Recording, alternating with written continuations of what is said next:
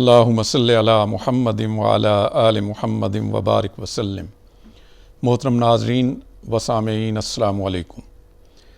हमने पीडा पर क्वेश्चन आंसर सेशन का पार्ट 1 पिछली नशिस्त में किया था। आज हम पीडा पर उठाए जाने वाले क्वेश्चंस का पार्ट 2 डिस्कस करेंगे। तो मैं उमर से कहूँगा कि वो क्वेश्चन करे। सर, क्वेश्चन मेरा पहला आज के लिए है कि अगर किसी गवर्नमेंट एम्प्लॉय को अदालत से सज़ा मिलती है तो क्या अथॉरिटी उसे सर्विस में रख सकती है या उसके खिलाफ कोई इंज़बाती कार्रवाई कर सकती है या नहीं? गवर्नमेंट मुलाजिम को अगर अदालत से सज़ा मिलती है तो सबसे पहले ये देखना होगा कि वो सज़ा की नौइयत क्या है। अगर तो वो सज़ा उसको करप्शन की सूरत में मिली है तो उस सूरत में उसके ख़िलाफ़ कोई कार्रवाई करने की ज़रूरत नहीं है, सिंपल उसको सर्विस से निकालना है। और अगर करप्शन के अलावा किसी जुर्म में उसको सज़ा मिली है अदालत से, किसी भी अदालत से, और वो सज़ा जेल या जुर्माना की सज़ा है, तो उस सूरत में उसे सेक्शन 51A ऑफ पीडा एक्ट 2006 के तहत शो काज नोटिस दिया जाएगा, उसकी पर्सनल हियरिंग की जाएगी, उसके बाद उसको जो भी सज़ा देनी है वो दी जाएगी। सर, इसी से मुतालिक एक और क्वेश्चन है। अगर अथॉरिटी ये फैसला करे कि उसे सज़ा नहीं देनी तो अथॉरिटी एक्यूज़ के जेल में गुजरे हुए पीरियड को कैसे डिसाइड करेगी? अगर अथॉरिटी ये फैसला कर लेती है कि अक्यूज़ को उसने सज़ा नहीं देनी तो उस सूरत में उसका जो जेल में गुजरा हुआ अरसा है उसको एक्स्ट्रा ऑर्डिनरी लीव के तौर पर मंजूर कर लेगी, उसको कंसीडर कर लेगी। तो इस तरह उसका वो जो पीरियड है, इंटरवीनिंग पीरियड है, वो कवर हो जाएगा। सर, वो कौन सा रूल है जिसके तहत रिटायरमेंट के बाद इंज़बाती कार्रवाई शुरू की जा सकती है? रिटायरमेंट के बाद 1 साल के अरसे के अंदर कोई भी अगर किसी के ख़िलाफ़ एलिगेशन आती है तो उस पर पीडा के तहत कार्रवाई होगी। उस 1 साल के गुजरने के बाद अगर कोई भी किसी के ख़िलाफ़ एलिगेशन साबित होती है, कोई भी मामला सामने आता है और अथॉरिटी समझती है कि इसके ख़िलाफ़ प्रोसीड करना है, तो फिर वो rule 1.8 of the civil services pension rules 1963 के तहत प्रोसीड करेगी। जी सर, क्या एक रिमूव्ड या डिसमिस्ड शख्स जो है ग्रेजुटी वसूल कर सकता है या नहीं? पीसीएस एक्ट 1974 का सेक्शन 18 और सब सेक्शन 3 और पेंशन रूल्स का रूल 1.9 ये दोनों इस चीज़ को गवर्न करते हैं कि क्या रिमूव्ड और डिसमिस्ड गवर्नमेंट एम्प्लॉई जो है उसको माली मफाद मिल सकता है, उसको पेंशन मिल सकती है। तो ये दोनों प्रोविजंस जो लीगल प्रोविजंस मैंने बताई, पीसीएस एक्ट 1974 की और पेंशन रूल्स की, इन दोनों प्रोविजंस में अल्फाज आगे पीछे हो सकते हैं लेकिन उनका मफहूम एक ही है, और वो मफहूम ये है कि no pension shall be admissible. जब कानून में लफ्ज़ शैल आ जाता है तो वो लाजिम के मानों में आता है।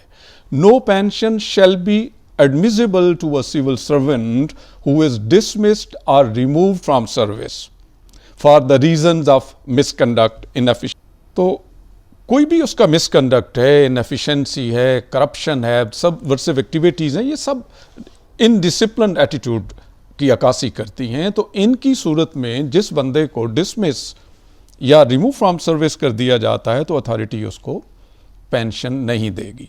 लेकिन इसके बावजूद वो जो प्रोविजंस जिनका मैंने जिक्र किया कि पीसीएस एक्ट 1974 का सेक्शन 18 और सब सेक्शन 3 और पेंशन रूल 1.9 ये प्रोवाइड करता है, अथॉरिटी को एक रूम देता है कि वो कोई कंपनसेशन देना चाहती है उस रिमूव्ड और डिसमिस्ड गवर्नमेंट एम्प्लॉई को तो वो कंपनसेशन दे सकती है। ये कंपनसेशन इसलिए अथॉरिटी देती है, बाज़ औक़ात उस डिसमिस्ड या रिमूव्ड एम्प्लॉई के हालात ऐसे होते हैं, उसके बच्चों के हालात ऐसे होते हैं कि जो रहम तलब होते हैं, तो उस सूरत में ये अथॉरिटी की सवाबदीद है कि इन प्रोविजंस के तहत वो उस डिसमिस्ड या रिमूव्ड गवर्नमेंट एम्प्लॉई को कंपनसेशन दे सकती है, और वो कंपनसेशन कितनी होनी चाहिए? वो 2/3 of the pension had he retired on superannuation or retired on grounds other than disciplinary proceedings. तो अगर एक बंदा रूटीन में रिटायर होता, दूसरे मानों में हम यूं कहेंगे कि एक बंदा रूटीन में रिटायर होता, तो जो उसको पेंशन मिलती, उस पेंशन का 2/3 अथॉरिटी कंपनसेशन के तौर पे उसको दे सकती है। जी सर, एक कंपल्सरी रिटायर्ड शख्स कौन सा बेनिफिट हासिल नहीं कर सकता? कंपल्सरीली रिटायर्ड गवर्नमेंट एम्प्लॉई तमाम रिटायरिंग बेनिफिट्स वसूल करेगा। सिर्फ एक बेनिफिट है जो उसे नहीं मिलेगा, और वो इनकैशमेंट है, लीव इनकैशमेंट का वो इंटाइटल्ड नहीं है। बाकी के उसको तमाम एमोल्यूमेंट्स जो रिटायरिंग इंडिविजुअल के होते हैं वो उसको भी मिलेंगे। जी सर, कंपल्सरी रिटायरमेंट के बाद पेंशन हासिल करने के लिए कितनी सर्विस दरकार है? गवर्नमेंट की मर्ज़ी है, गवर्नमेंट का ये प्रीरोगेटिव है, उसकी सवाबदीद है, जब चाहे वो गवर्नमेंट मुलाजिम को कंपल्सरी रिटायर कर सकती है। लेकिन इस रिटायरमेंट के आर्डर करने से पहले उसको बाकायदा सुना जाना ज़रूरी है, उसको दिफा का मौका दिया जाना ज़रूरी है। रही बात पेंशन की, पेंशन ने डिसाइड होना है पेंशन रूल्स के तहत।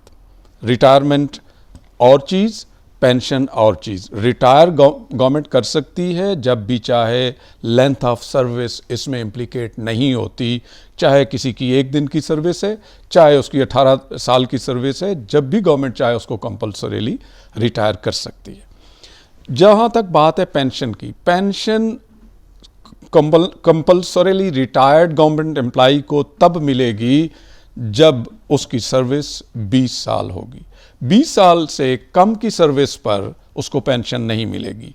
ये प्रोविजन कहाँ दी गई है? ये प्रोविजन पीसीएस एक्ट 1974 का सेक्शन 12 और the Punjab civil services pension rules का रूल 3.5 इस मैटर को गवर्न करते हैं।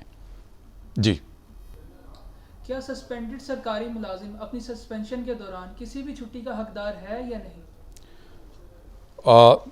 सिविल सर्विस रूल्स वॉल्यूम 1, जिनको सीएसआर रूल्स वॉल्यूम 1 भी कहते हैं, उसका रूल 7.4 इस मैटर को गवर्न करता है।